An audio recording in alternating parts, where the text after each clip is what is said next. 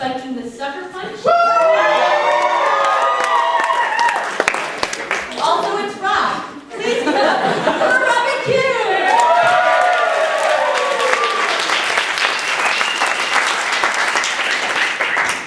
Hi, everyone. My topic is cancer. I assigned it to myself. Also really quickly, after the show, we still have a long way to go. I hope you wore your diapies. We will have merchandise for sale from many of the contributors at the table where Emily and Kim are sitting, and you can purchase it with your money. Very good. Cancer. Here we go.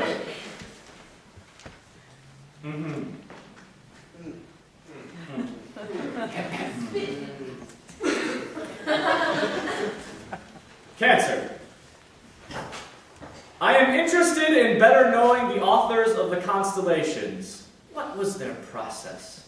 Hunched over star charts, did they feel charged with inserting myths into the stars, or were the stories second, sky creatures first? Half in a trance, were they doodling and decided the dots were bull, swan, chariot, scorpion? Were Greece transplanted onto some other blue marble in Alpha Centauri? Would these sky artists still see the same myths, though now with a completely repositioned set of dots to connect?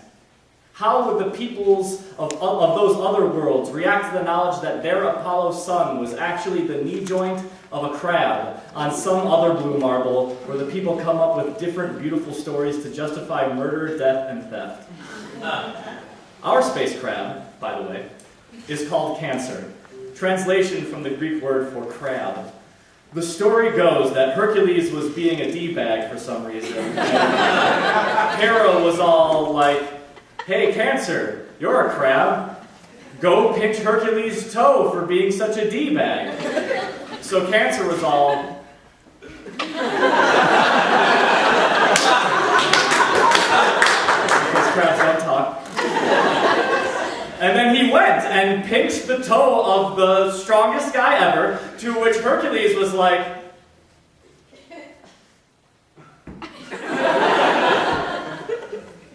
and Hera threw Cancer into the sky and fortified his chitin frame with balls of faraway gas explosions.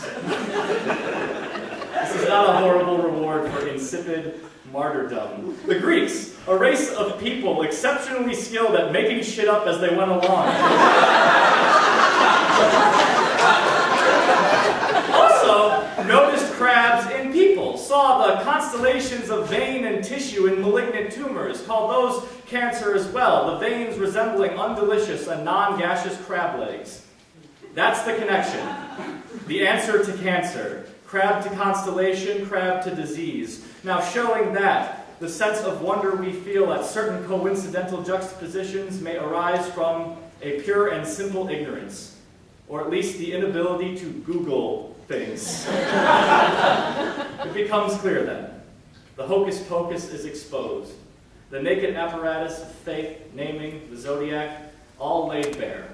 The tricks of the spirit are explained, and we will no longer be bamboozled by the ancient magicians. And of course, when the lumpy crab growing inside us finally pinches our Hercules to death, we can be comforted that we were not fooled by the constellation authors. We didn't let ourselves be surprised alive by toga folk with exceptional imaginations. We learned how to Google things. Now, okay, who was here last month? Okay, so at the show last month, Dr. Helen Morrison sat right here, and she had John Wayne Gacy's brain in a Ziploc bag. 2 slices of it. Yeah, 2 slices of it. It looked like pork chops. And she held it up and like slid down to the bottom. It was creepy. Yes.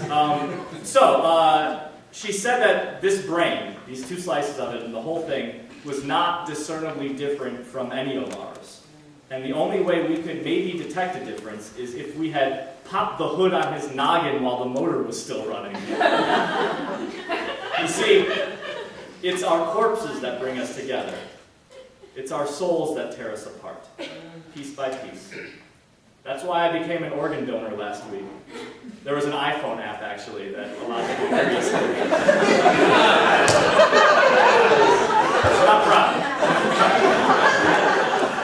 But you see, when this old cavalier finally goes kaput, I want them to harvest me reciprocal, to dig their medical fingers into my spine and invert my insides like an innard avocado. Whatever my magic soul energy is will have been dispersed.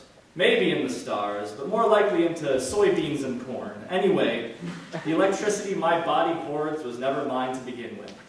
It's only stopping through. And that's okay. But before I go, here are some brief magic tricks. One of these, here we go. Number 1, medical students periodically practice remembrance rituals to the life of the cadaver they're about to slice open. Poetry is read, the face and genitals covered, the insides not discernibly different than our own. Sweet souls, delicately tearing the corpses apart, piece by piece. 2, medicine and religion used to be flavors of the same discipline.